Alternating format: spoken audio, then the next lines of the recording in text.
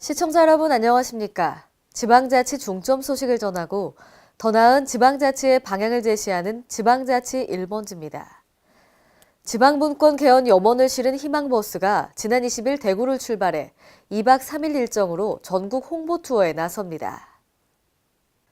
전국에서 가장 먼저 지방분권 운동에 시동을 건 대구를 출발해 장성과 광주 등을 차례로 순회하며 지방분권 개헌의 필요성을 역설하고 국민적 공감대 확산에 불을 지필 예정입니다.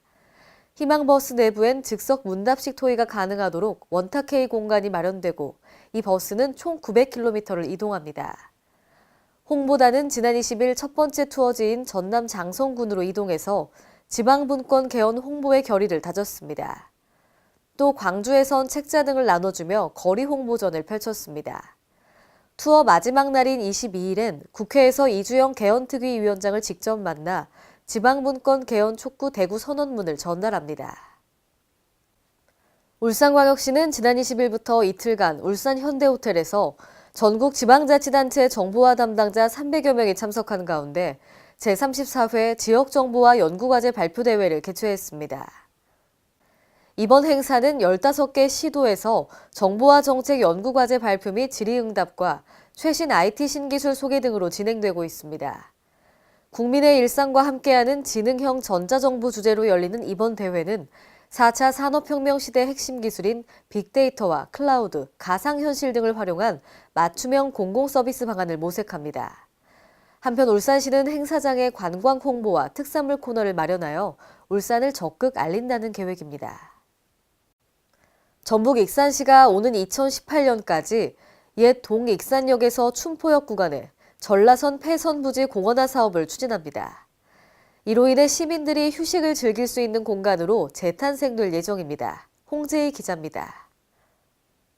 전북 익산시는 근대 역사의 흔적이 남아있는 전라선 폐선 부지를 가로수길로 조성해 시민들에게 힐링 휴식 공간을 제공합니다. 익산시는 총 사업비 26억 9,100만 원을 들여 지난 2016년부터 오늘 2018년까지 옛 동익산역에서 춘포역까지 4.8km 구간을 3단계로 나눠 전라선 폐선부지 공원화 사업을 추진합니다. 전라선 폐선부지 공원화는 옛 동익산역 46,400제곱미터 부지에 추진하는 사업으로 1단계 남북권 나눔수 조성 사업은 올해 말까지 폐역사 6,000제곱미터 부지에 만남, 나눔, 여행의 공간 등을 테마로 조성합니다. 철도로 인해서 그동안 지역 주민들이 일정 부분 어떤 삶의 질이 떨어지는 부분들이 있었는데요.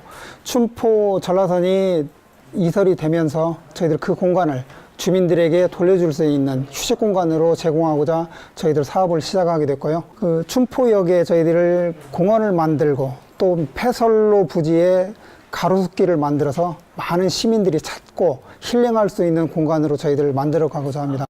2단계 닭있는 힐링공원 조성 사업은 폐역사 44,000제곱미터 부지에 오늘 11월 공사 착공을 시작으로 내년 말까지 추진되며 달빛정원, 조각공원, 어린이 놀이터, 갈대숲 등을 조성합니다. 3단계 명품 가로수길 조성 사업은 오는 11월 공사를 발주해 내년 말까지 진행하는 사업으로 옛 동익산역에서 춘포역까지 폐선부지 4.8km 선로를 따라 가로수를 조성하는 사업입니다. 익산시는 남부지역의 녹지 공간 및 주민 휴식 공간 확보는 물론 춘포역을 중심으로 춘포교회, 애토가옥, 정미소 등 근대문화유산과 만경강 생태자원이 연계될 수 있는 관광벨트화를 추진할 계획입니다. K1의 홍재입니다. 대전광역시는 지난 20일 시청 대회의실에서 2017 대전 사이언스 페스티벌 성공 개최를 위한 업무 협약과 세부 실행계획 보고회를 개최했습니다. 이번 협약에 따라 대전시는 유관기관과 향토기업의 참여를 시민들에게 적극 홍보합니다. 또 대전시 교육청과 국립중앙과학관은 각각 대전영재 페스티벌, 세계과학문화포럼 등의 행사를 사이언스 페스티벌 기간에 맞추어 개최하게 됩니다. 아울러 로쏘 성심당과 맥키스 컴퍼니는 자사 제품의 포장재와 영업 유통망을 통해 사이언스 페스티벌을 적극 홍보하고 성심당은 행사 기간 중 현장 판매도 진행합니다.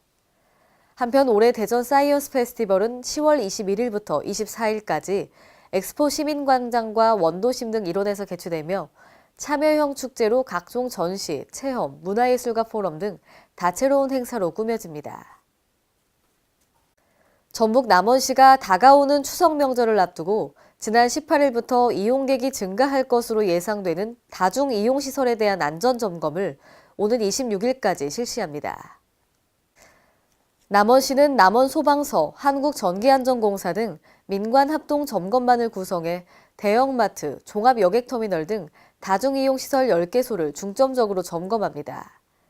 이번 합동안전점검은 안전사고 위해 요소를 사전 조치하기 위한 것으로 방화시설, 기둥의 변형 및 균열 상태 등 관리 운영과 건축 등 분야별로 집중 점검할 계획입니다. 전북 완주군이 군 최초로 옐로카펫 1, 2호를 봉서초등학교 횡단보도에 설치했는데요. 올해 안에 총 20개소를 확대 설치할 계획으로 아동 친화도시로서의 박차를 가하고 있습니다. 박성훈 기자입니다. 유니세프 아동 친화도시 전북 완주군이 아이들의 안전 사업을 위한 첫 발을 내딛었습니다. 군은 20일 봉서초등학교 횡단보도에 군 최초 옐로카펫 1, 2호를 설치했습니다. 옐로카펫은 횡단보도 앞 보도를 노란색으로 만드는 것으로 색 대비를 활용해 운전자들이 아이들을 잘 볼 수 있게 해 교통사고를 예방하는 사업입니다. 아이들 길 건들 때는 안전을 생각하면서 한다고 해서 뿌듯하고 그렇네요. 그리고 엄마들이 많이 참여해서 이렇게 해주시니까 또 감사하기도 하고요. 군은 초록우산 어린이재단과 지난 3월 업무 협약을 통해 옐로우 카펫 설치를 공동으로 추진하며 사업비 1억 원을 들여 군 내에 올해 안으로 총 20개소를 설치할 방침입니다. 정말 화려하고 좋은 것 같아요. 안전하고 즐겁게 생활할 수 있을 것 같아요. 박성일 완주군수는 아동 친화도시의 위상을 강화하고 아동이 행복한 지역 사회를 조성하기 위해서는 가장 먼저 안전 인프라 조성이 필요하다고 말했습니다. 우리 아이들을 위한 거라면 정말 아끼고 싶지 않습니다. 그래서 정말 이게 효과가 있다고 한다면은 뭐 설치하든 아는 곳 다른 곳이라도 얼마든지 우리 군비를 들여서라도 할 그럴 계획입니다. 초록우산 어린이재단 서거석 전북회장은 옐로카펫은 어린이들이 노란 영역 안에서 안전하게 신호를 기다릴 수 있도록 유도하고 운전자는 아이들을 쉽게 인식할 수 있어 교통사고를 예방 가능하게 한다며 전북 지역 학교 주변에 옐로카펫을 계속 설치해 나갈 것이라고 말했습니다. KLN 박서훈입니다. 오늘의 단신 뉴스입니다. 국내 최대 쇼핑 관광 축제인 코리아 세일 페스타가 오는 28일부터 시작되는데요. 올해는 긴 추석 연휴 기간과 겹쳐 다양한 할인 행사와 지역별 축제도 함께 마련됩니다. 산업통상자원부는 가전과 휴대폰 등 소비자가 선호할 다양한 품목을 준비하고 높은 할인율을 적용했습니다. 유통, 제조업뿐만 아니라 엔터테인먼트, 숙박 등 서비스 업체 참여를 대폭 확대했습니다. 또 온라인에서는 추석 연휴 직후에 패션과 디지털, 가전 등 4개 품목군을 요일별로 집중 할인하는 사이버 핫데이즈도 개최합니다.